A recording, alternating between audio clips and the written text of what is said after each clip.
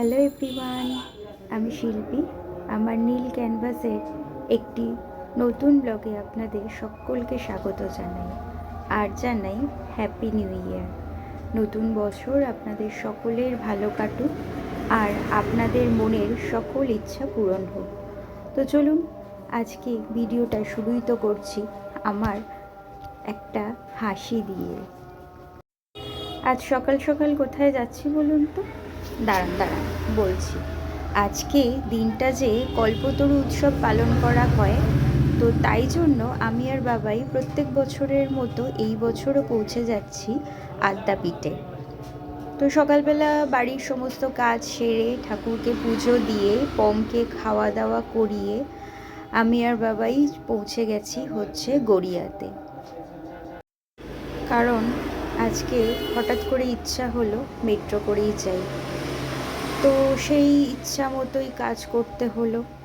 তাই টিকিট কেটে মেট্রো স্টেশনে চুপচাপ দাঁড়িয়েছিলাম, কারণ আজকে যে ফার্স্ট মেট্রোটাই আমরা চাপবো। তো মেট্রোতে ঢুকে দেখলাম গুটি কয়েক যাত্রী। এই যে দেখছেন ট্রেনটা প্রায় ফাঁকা। তো যাই হোক, ফাঁকা ট্রেন যখন ভর্তি হলো তখন আস্তে আস্তে আমরাও নেমে গেলাম। কোথায়? এই যে আমাদের গন্তব্য। আজ ভাবছি যেহেতু বাড়ি থেকে তাড়াতাড়ি বেরিয়েছি তাই একটু হেঁটেই যাই। তো নেমে গেছি, এইবারে আমরা যাব মন্দিরে।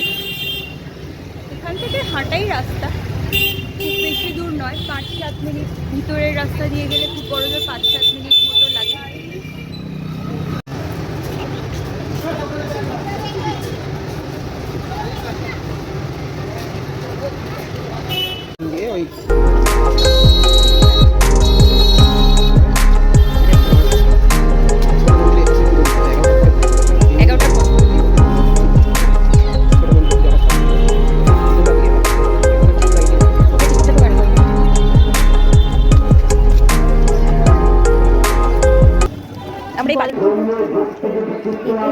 আমরা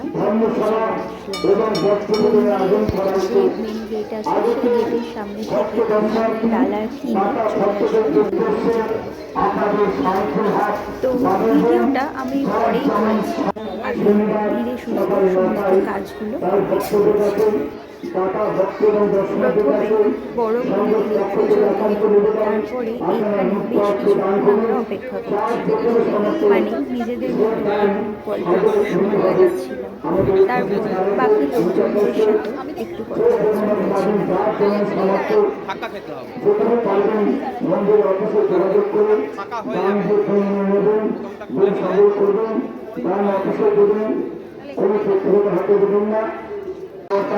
এইখানে দাঁড়িয়ে থাকার একটি কারণ এই যে জুম করে যে জায়গাটা দেখালাম, মানে যে দরজাটা দেখালাম, এই দরজা দিয়ে আজকে আদ্যা মাকে আমরা দর্শন করব।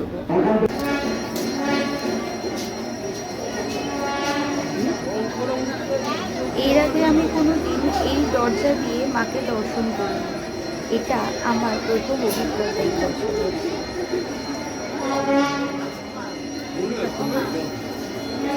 আগে ফ্রন্টেরটা হলে তারপরে সাইড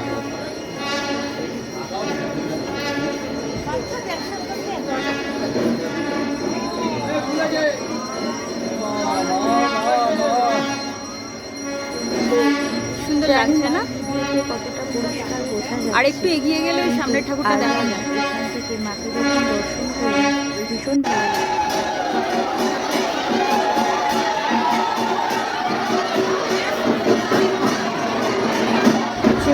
আমরা আমাদের খাবার গাড়ি আমরা যখন ঘুরতে যাচ্ছি আরতির সময় এই যে মন্দিরটা রয়েছে আমি আর বাবা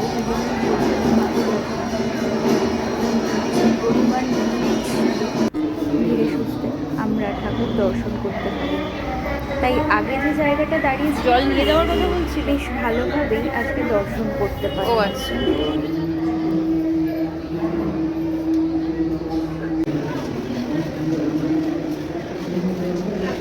তারপর পাশে কিছু মন্দির ছিল, সেখানে ঠাকুরকে দর্শন করছিলাম আর একটু ভিডিও করছিলাম।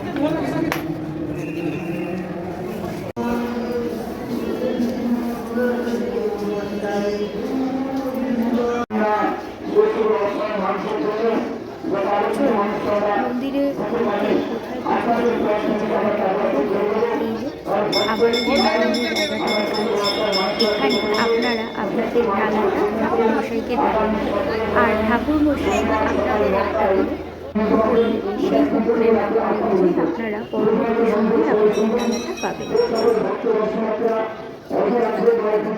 এখন যে জায়গায় দাঁড়িয়ে আছি এখানে হচ্ছে ভোগের লাইন। তো এখানে মাথা পিছু 80 টাকা করে কুপন পাওয়া যায়। একজন একা একা বসে আছে আর এইখানে বাকি জন। কি সুন্দর কিউট লাগছে।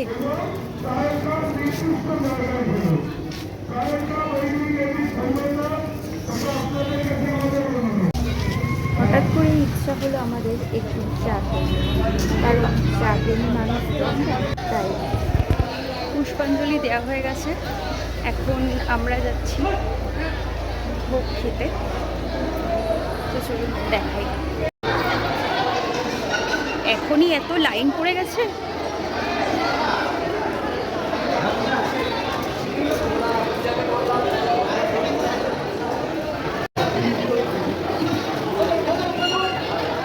জায়গাটা অনেকটা বড় না? দিয়েছিলাম বলে দিয়েছি। হ্যাঁ, বসে পড়েছে, দিয়ে দেয় গ্লাস অতিরিক্ত গ্লাসে জলও থাকে, ধোয়া ওঠা গরম গরম বাসন থেকে আর বেগুন ভাজা না বেগুন। জানেন তো আজকে বৈশাখী নষ্ট করেছি, মানে এতটাই গরম ছিল তো নষ্ট করতে খারাপ লাগে।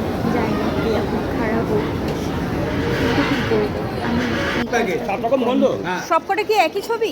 হ্যাঁ, ছবি একই বাবা, ক্যালেন্ডার এইটাই। তারপর চলে আসলাম বাড়ির জন্য দুটো ক্যালেন্ডার নিতে। ওকা তুই বাবা একদিন চলে যাচ্ছি। দুটো নেবে তো? ক্যালেন্ডারগুলো হচ্ছে 50 টাকা করে। তো চলুন ব্লগটা তাহলে আজ এখানেই শেষ করছি। আমাদের তো সমস্ত কাজ হয়ে গেছে, তো এবার বাড়ি পৌঁছাবো, কারণ পম বাড়িতে একা আছে।